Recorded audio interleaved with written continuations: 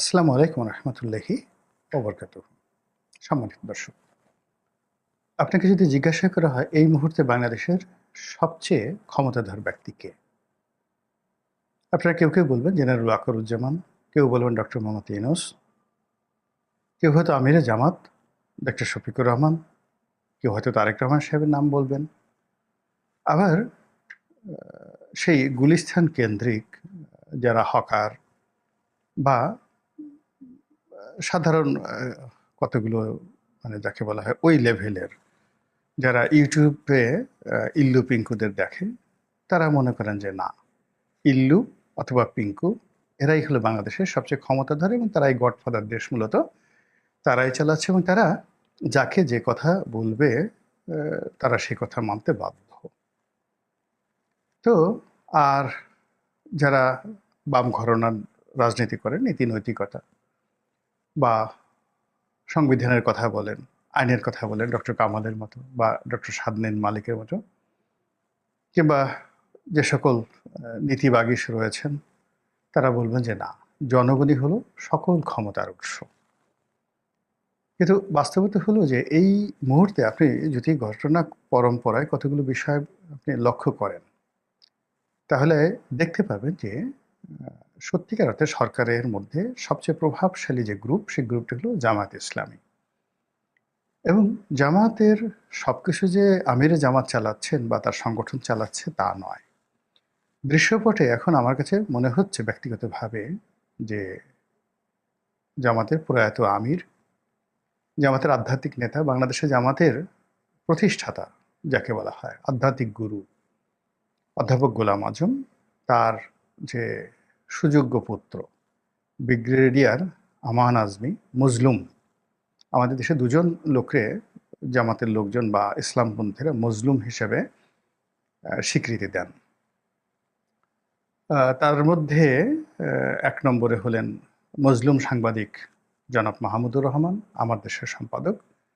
আর অধ্যাপক গোলাম আজম সাহেবের সুযোগ্য পুত্র ব্রিগেডিয়ার আমান আজমি, তাকে মজলুম হিসেবেই মানুষজন স্বীকৃতি দেয়। অনেক মানুষ আওয়ামী লীগের দ্বারা নির্যাতিত হয়েছেন বিভিন্ন সময়, কিন্তু ইসলামপন্থীদের কাছে এই দুজন মানুষের যে মজলুম বা তারা যেভাবে জুলুমের শিকার হয়েছেন, এটা রীতিমতো একটা সেলিব্রিটির পর্যায়ে চলে গেছে। এবং এই বর্তমান এই জমানাতে এই দুজন মানুষই এখন সবচেয়ে সুবিধাজনক অবস্থানে আছেন। তারা যদি হাসেন, বাংলাদেশের ইসলামপন্থী যারা লোকজন রয়েছেন সবাই হাসেন, তারা এখন কাঁদেন না। কিন্তু যদি কোনো কারণে তারা কাঁদেন, কিয়ামত হয়ে যাবে। যদি কোনো অবস্থায় তারা রাগ হয়ে যান, হুকুম দেন, সঙ্গে সঙ্গে লক্ষ লক্ষ তাদের ভক্ত মুরিদান অনুসারী দলমত নির্বিশেষে রাস্তায় নেমে কার যে জিয়াফত করে ফেলবে আপনি টেরও পাবেন না।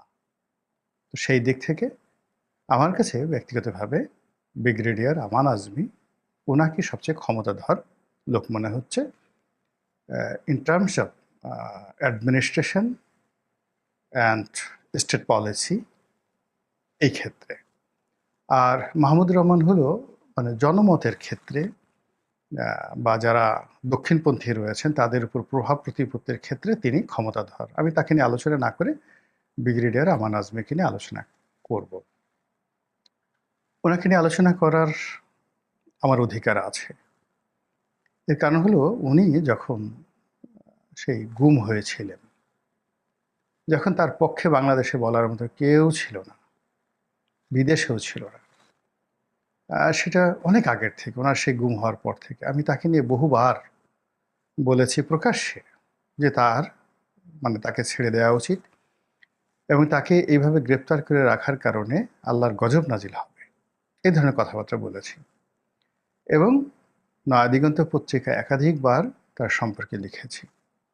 আর এই ধরনের লেখনের কারণে তার যে সকল আত্মীয় স্বজন আছেন আমেরিকাতে, ইংল্যান্ডে, তারা টেলিফোন করেছিলেন। টেলিফোন করে অনেকে কৃতজ্ঞতা জানিয়েছেন, তার ভাই বোনেরা আরও বেশি বেশি বলার জন্য অনুরোধ করেছেন এবং অনেকে আমার সঙ্গে সংযুক্ত রয়েছেন। তো সেই আমান আজমি যখন বের হলেন, জেলখানা থেকে বের হলেন, সঙ্গতির কারণে আমি খুব আবেগপ্রবণ ছিলাম। আমার কাছে মনে হয়েছে যে তার এই মুক্তির পেছনে আমার দোয়া সুবাসিস ছিল, তার সঙ্গে সঙ্গে আমার চেষ্টাও ছিল। তো সেই মানুষটি যখন বের হলেন, বের হওয়ার পর তার কিছু কর্মকাণ্ড নিয়ে, কথাবার্তা নিয়ে খুব ট্রল হলো। তার গামছা নিয়ে, তার গামছা এত বছর ধরে তিনি সংরক্ষণ করেছেন, কেন পুরনো হয়নি? তিনি যে গামছা দিয়ে চোখের পানি মুছেছেন, এই সমস্ত বিষয়াদি নিয়ে নানা মানুষের নানা রকম ট্রল করার চেষ্টা করছিলেন। তার ব্যক্তিগত জীবন, পারিবারিক জীবন, কথাবার্তা এই সমস্ত নিয়ে ভীষণ রকম ট্রল হচ্ছিল। এবং সেই ভারতের সাথে বাংলাদেশের সম্পর্ক, পাকিস্তানের সাথে বাংলাদেশের সম্পর্ক, সেনাবাহিনী নিয়ে কিছু কথাবার্তা এলোমেলো হয়ে যাচ্ছিল এবং সম্ভবত সেই জায়গা থেকে তিনি ঘুরে দাঁড়িয়েছেন। এটা বহু বছর একটা মানুষ যখন আলো আঁধারির মধ্যে থাকেন, পরিবার থেকে বিচ্ছিন্ন থাকেন এবং অনেকগুলো ট্রমা তার মধ্যে কাজ করে, সঙ্গত কারণে স্বাভাবিক জীবনে ফিরে আসার পর তাদের স্বাভাবিক হতে বহু সময় লাগে। তো সেই দিক থেকে ব্রিগেডিয়ার আমান আজমি কিংবা হুমাম কাদের চৌধুরী, সালাউদ্দিন কাদের চৌধুরী সাহেবের ছেলে, অথবা মীর কাসিম সাহেবের ছেলে ব্যারিস্টার আরমান, তারা খুব দ্রুত নিজেদেরকে গুছিয়ে এনেছেন। এখন তারা মানে কেবলমাত্র নিজ নিজ কমিউনিটিতে নেতৃত্ব দিচ্ছেন না। মানে আরমান বা হুম্মাম তারা এখন মানে একেবারে তাদের পিতার মতোই এখন তারা বা পিতাদের মতো, আরমান তার বাবার মতো, হুম্মাম কাদের তার বাবা সালাউদ্দিন কাদের চৌধুরীর মতোই চলাচল করছেন। আর আমান আজমি গোলাম আজম সাহেবের মতো নন, তিনি একের সম্পূর্ণ নতুন একটা জিনিস বা কিছু একটা করতে চাচ্ছেন। এখন সেটা ইসলামী রেভলিউশন হতে পারে, সেটা জামাত ইসলামীকে ক্ষমতা আনার জন্য একটা পরিকল্পনা হতে পারে, অথবা আরও অনেক কিছু। তিনি বড় কিছু একটা করার চেষ্টা করছেন। এজন্য তার যে পোশাক, কথাবার্তা, সাক্ষাৎকার, মিডিয়ার মধ্যে আসা, চলাফেরা সব কিছুর মধ্যেই একটা খমেনি খমেনি ভাব চলে এসছে। আয়াতুল্লাহ আলী খামেনি অথবা আয়াতুল্লাহ রুহুল্লাহ খামেনি, বর্তমান খামেনি যিনি আছেন, অথবা তার বাপ আয়াতুল্লাহ খামেনি, এইরকম একটা মানে যাকে বলে তার ভাবসাব চলে আসছে।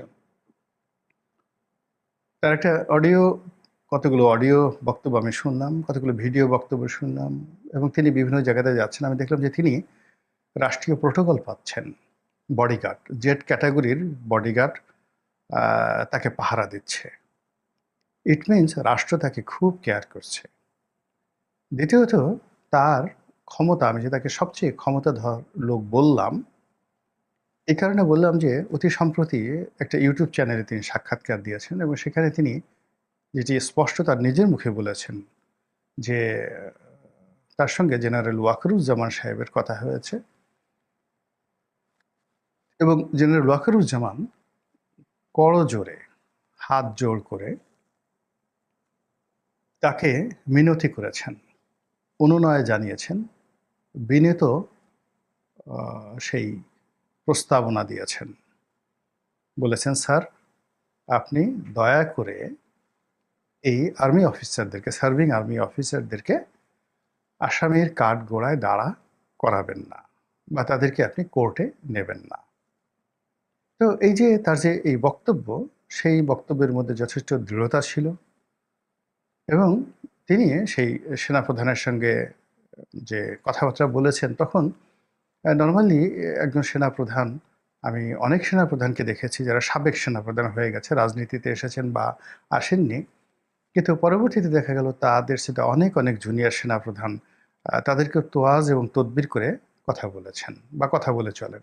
ক্ষমতার এরকম একটা দাপট। তো সেই দিক থেকে জেনারেল ওয়াকারুজ্জামানকে বাংলাদেশের এখন যারা সাবেক সেনাপ্রধান আছেন সবাই প্রিভিলেজ দেন। তারপরে শেষে এমনকি তার যারা কোর্স মেরিট আছে, তার যারা সিনিয়র আছেন সবাই তাকে পাত্তা দেন। আমরা যারা রাজনীতির ময়দানে রয়েছে আমরা তো বলতেই মানে যে কোনো সময় যে কোনো ঘটনা ঘটে যেতে পারে, এই জন্য সামরিক বাহিনীর যে কোনো কর্মকর্তাকে আগের থেকে আমরা তোয়াজ করি, তদবির করি। কিন্তু আমান আজমের তদ্রূপ নন, তিনি একেবারে খালিদ বিন ওয়ালিদের মতো তিনি এই অকপটে এই কথা বলে দিলেন মিডিয়ার সামনে এসে যে জেনারেল ওয়াকারুজ্জামানকে তিনি কি উত্তর দিয়েছেন। এবং পরবর্তীতে যখন তিনি মামলা করলেন এবং কোর্ট মানে আন্তর্জাতিক ট্রাইব্যুনাল যে আজ রয়েছে, সেই ট্রাইব্যুনালে যখন সামরিক কর্মকর্তাদের বিরুদ্ধে গ্রেপ্তারি পরোয়ানা হলো, তারপর তাদেরকে সেই কোর্টে হাজির করা, বিচার করা, জেলখানা আনা নেওয়া, সব ব্যাপারে আমরা নানা রকম আশঙ্কার কথা শুনেছিলাম। কিন্তু ব্রিগেডিয়ার আমান আজমির যে দৃঢ়তা, সেই দৃঢ়তার কারণে দেখা গেল যে আলটিমেটলি তিনি যেভাবে চেয়েছেন ঠিক সেইভাবেই সব কিছু হয়েছে। এবং এটা এই স্বাধীন বাংলাদেশে বঙ্গবন্ধু শেখ মুজিবুর রহমান পারেননি। এই স্বাধীন বাংলাদেশে জিয়াউর রহমান সাহেবও পারেননি। Ziaur Rahman sitting president, serving general, Ershad সাহেব সিটিং প্রেসিডেন্ট, সার্ভিং জেনারেল। কিন্তু তিনি এই যে সার্ভিং যে সকল সেনা কর্মকর্তা, তাদেরকে মার্শাল ল কোর্টের বাইরে এনে সিভিল কোর্টে তাদেরকে বিচারের যে ব্যবস্থা, এই ব্যবস্থা করানোর ক্ষেত্রে অতীতের কোনো রাষ্ট্রনায়ক সাহস পাননি। কিন্তু ব্রিগেডিয়ার আমান আজমির নেতৃত্বে এই সামরিক কর্মকর্তা উনি আছেন, আরেকজন কর্নেল হাসিনুর রহমান আছেন, তারা সবাই যে অসীম সাহসিকতা দেখিয়েছেন, এটা কেবল সাহসের মধ্যে নিবন্ধ নয়, এর সঙ্গে সঙ্গে প্রশাসনিক ক্ষমতা এবং সরকারের উপর তাদের যে কর্তৃত্ব এবং প্রভুত্ব, এটি প্রমাণিত। এবং আগামী দিনে তারা যে রাষ্ট্র ক্ষমতার মূল চাবিকাঠি এবং রাষ্ট্র ক্ষমতার অন্যতম নিয়ামক এবং নিয়ন্ত্রক, এতে কোনো সন্দেহ নেই। জামাতের একটা সুবিধা রয়েছে, তারা তাদের যারা প্রিভিয়াস নেতা রয়েছে তাদেরকে ওন করে, তাদের ফ্যামিলিকে ওন করে। যেমন ধরেন জামাত নেতা ছিলেন আব্দুস সোবহান, খুব নামকরা নেতা, দেলোয়ার হোসেন ছায়েদি, তারপর জনাব মতিউর রহমান নিজামী, আলী হাসান মুজাহিদি, তারা নেই, কিন্তু তাদের পরিবারকে, পরিবারের ছেলে সন্তান বা পরবর্তী প্রজন্মকে জামাত ওন করে। এবং শুধু ওন করে না, যেন তেন ভাবে না, অনেক বিশালভাবে ওন করে। দ্বিতীয়ত, পুরো জামাতের যে স্ট্রাকচার এবং রাজনৈতিক যে কৃষ্টি এবং কালচার, সেখানে মূলত গোলাম আজম সাহেবকে জামাত এমন একটা জায়গাতে বসিয়ে দিয়েছে, ওই জায়গা ভারতবাসীর যেভাবে মহাত্মা গান্ধীকে বসিয়েছে, কিংবা ধরুন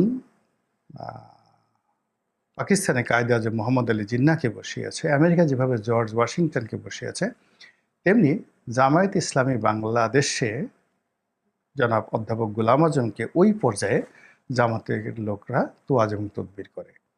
এবং সেই কারণে কি হলো যে জনাব আমান আজমি, তার যে কর্তৃত্ব, তার যে প্রভাব জামাতের নেতাকর্মীর উপর, এটা বুঝতেই পারেন, যেহেতু জামাতের তারা ট্র্যাডিশনালি এই পারিবারিক বন্ডেজটা, রিলেশনটা ওন করে। তো সেক্ষেত্রে সরকার এখন যেহেতু বলতে গেলে জামাতের প্রভাবে চলছে, আগামীতে জামার স্বপ্ন দেখছে তারা একটি বিপ্লব করবে, ইসলামিক বিপ্লব, এবং তারা একটি সরকার গঠন করবে, ইসলামী রাষ্ট্র তৈরি করবে। এবং সেই রাষ্ট্রের অত্যন্ত গুরুত্বপূর্ণ একজন ব্যক্তি যে ব্রিগেডিয়ার আমান আজমি হবেন, তাতে কোনো সন্দেহ নাই। এটি ইদানিংকালে তার হাবভাব, কথাবার্তায় বোঝা যাচ্ছে। জানি না তার ভাগ্যে কি আছে, আমাদের ভাগ্যে কি আছে।